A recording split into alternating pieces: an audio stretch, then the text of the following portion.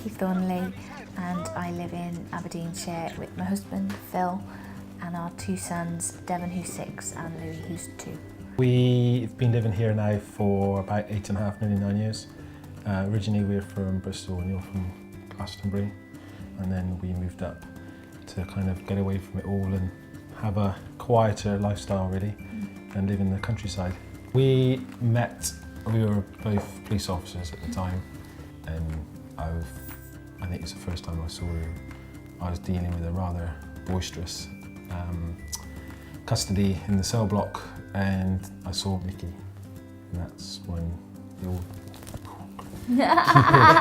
bow struck, because I came out the interview room with somebody calling me a slag or something towards that effect, taking him back to a cell, and I saw you, and that was it. I knew that it was meant to be. Oh.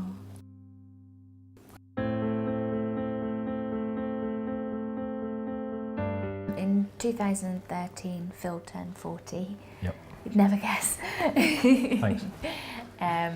And to celebrate, we were going to go off and travel around Europe on motorbikes, but we got about as far as the borders. Went round this corner and I looked in my mirrors and saw Nikki there 1 minute following me, and I went and it went to like 2 corners in S-bend, and we came out of the S-bend and I looked in my mirror and I couldn't see Nikki, so I thought, well, she's just taking it really slowly, and then I slowed down and I still couldn't see her, so then I pulled in and I waited a minute and then I didn't see her, so then I turned around and went back, and then when I was going back I saw some cars coming the other way and they were flashing the lights, so obviously I knew something happened. I didn't know what.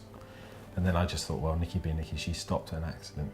And unfortunately, I lost control of my bike somehow. I don't quite know what happened. But I ended up going across a dual carriageway and hitting a car. And from then, I was in a hospital, I think in the Borders, for a couple of days. Yeah, 2 days. And then I was transferred to the National Spinal Unit in Glasgow, where I was there for the next 11 months and 1 week. And I've got no sensation from about there downwards, and I'm always going to be wheelchair dependent now. I went into hospital. Louis was only about 15 months old, and Devon would have been just turned 5. Just turned 5, yeah. Turned 5. Yeah. He just started school, didn't he? That's right. And so yeah, it was really hard being away from them and being away from Phil, obviously, as well. I missed a lot with the boys, and I didn't see them for a while because I had lots of tubes and things, and I just didn't want them to see me like that. But yeah, it was difficult, missing out on milestones and just daily life, the silly little things that you take for granted.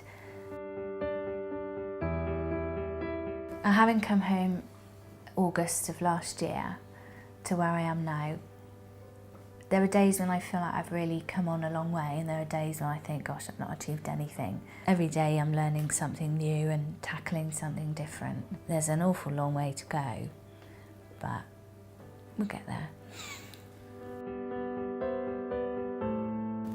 The plan was that we'd always build a new house together, wouldn't we? Whether it was going to be in the field or the barn, we hadn't decided, and so after your accident, it kind of not pushed us along. Well, just it did moved it forward, didn't it? I suppose, because at the moment I'm sleeping downstairs and I've got no access upstairs, so it'd be nice to have access to a whole house and be able to put the children to bed. Yeah.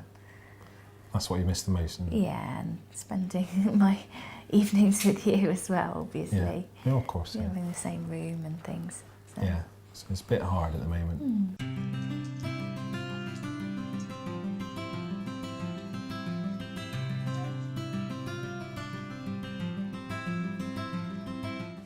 But today, both boys are poorly boys, so they're having a sofa day and not going to school or childminder.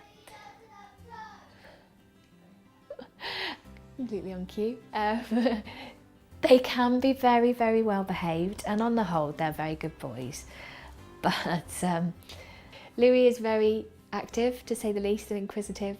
He's a good boy, but he's full on.